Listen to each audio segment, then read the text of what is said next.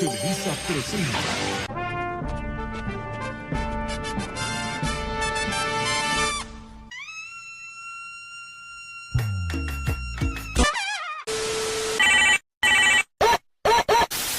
Hola, ¿qué tal, grupo? ¿Cómo están? ¿Bien? Reportarse. 1, 2, 3, 4. ¡Vamos! ¡Con las manos arriba! ¡Eso! Cordial saludo, maestra de Introducción al Derecho. Estoy aquí con mi compañero presente, Dayana Stewart. Vamos a hablar de los diferentes puntos que nos dejaron, de puntos jurídicos y de la sentencia. Bueno, para empezar esta narración de esta noticia, entonces para continuar con la ambigüedad, cuando la ambigüedad del lenguaje jurídico, cuando no tenemos un uso correcto de la ambigüedad en el lenguaje jurídico, puede generar confusión. ¿Por qué? Porque lo ambiguo son palabras como de dos términos, como por ejemplo decir banco. Yo digo banco, pero el banco puede ser una identidad jurídica o puede ser un banco de un parque.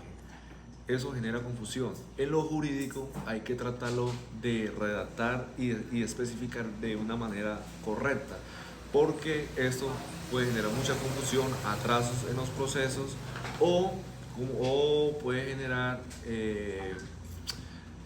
inmunidad al acusado por no tener una correcta redactación.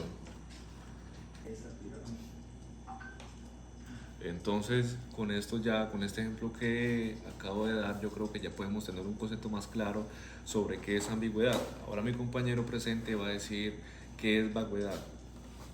Bueno, ahora vamos con la vaguedad. Bueno, la vaguedad, para hacerlo en términos cortos, la misma palabra lo dice, vaguedad, es un concepto impreciso, como decir que voy a llegar a las 7, 8 o 10 de la mañana. También podemos decir que la vaguedad se refiere a términos no exactamente iguales en lo que se expresa de la misma palabra o forma de decir. Bueno, con el contexto y los ejemplos que hice, para usted, ¿cuáles serían términos de vaguedad? Pues como usted lo acaba de decir, es algo que no es preciso, pues para mí la vaguedad, un ejemplo más claro que podemos poner es decir que Juanito iba rompiendo el límite de velocidad, pero como las normas de tránsito lo estipulan, el límite de velocidad está hasta los 80 kilómetros por hora. Entonces, O sea, lo que usted está diciendo es que yo puedo decir que iba a 80, 81, 82 kilómetros o más, incluso sin decir que iba al límite de velocidad. Si el límite está hasta 80 y si yo le digo que va rompiendo el límite, entonces ya sería 81, 82, 90, 100. Diferente sería que diera un dato preciso que diga Juanito va a 100 kilómetros por hora rompiendo el límite de velocidad. Entonces para mí eso es un dato concreto, porque si yo digo va rompiendo el límite de velocidad, ¿qué velocidad sería o a qué velocidad va él para que rompa el límite? Entonces ya sería un dato impreciso a lo que usted quiere llegar con la vaguedad. Sí, es un dato impreciso, sí, señor. Sí. Muy bien, entonces ahorita vamos a hablar del siguiente punto, que es la lingüística forense. Muy bien, la lingüística forense, ¿de qué se encarga?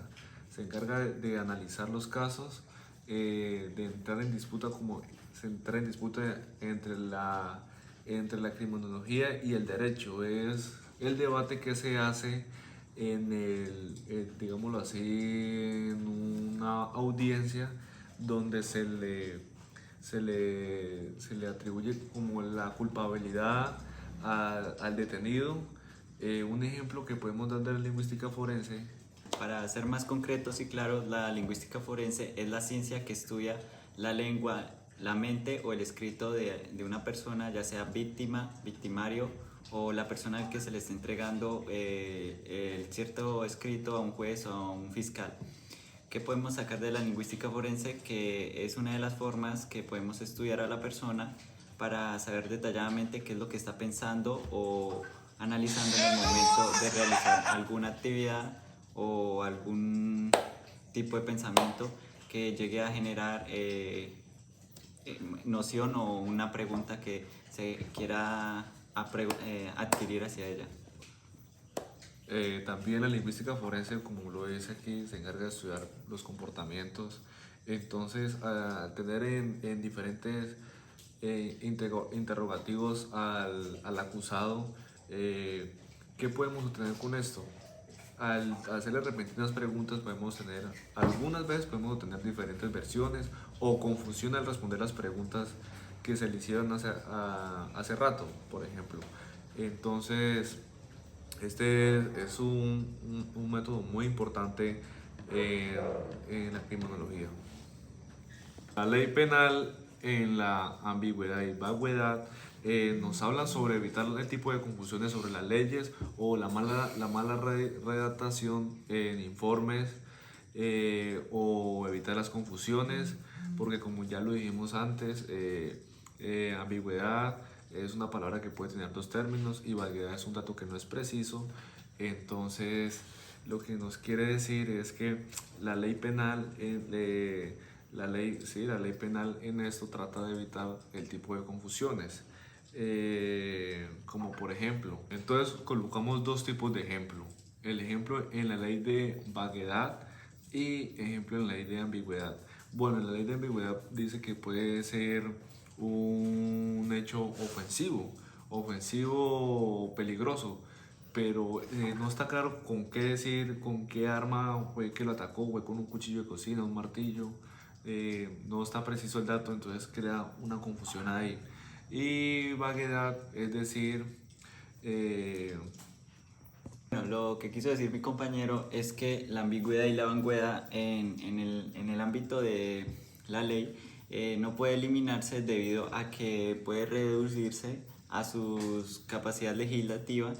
Esto quiere decir que tiene criterios interpretativos que logran reducir este tipo de temas. Y para concluir lo que estaba hablando mi compañero sobre lo penal y lo judicial, podemos decir que existen cuatro tipos, que es el ámbito material, el temporal, el espacial y el personal, que estos tienen un cierto criterio y conclusión especificando a lo que hace parte este tipo de tema que estamos hablando ahorita.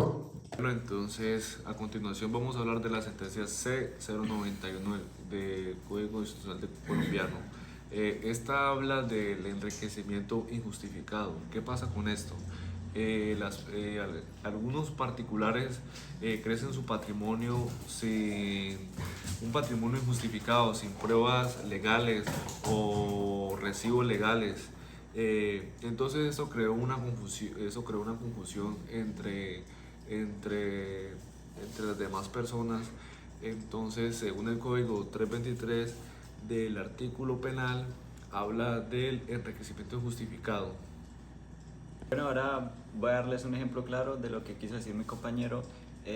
Hace mucho tiempo hubo una empresa que ganó bastante dinero de una forma justificable, entonces las autoridades quisieron hacer una investigación sobre por qué habían ganado 500 mil millones de pesos de más. Entonces, pues al no encontrarse nada, acusaron a la empresa de una empresa fantasma, o como le dicen por ahí, lavado de dinero.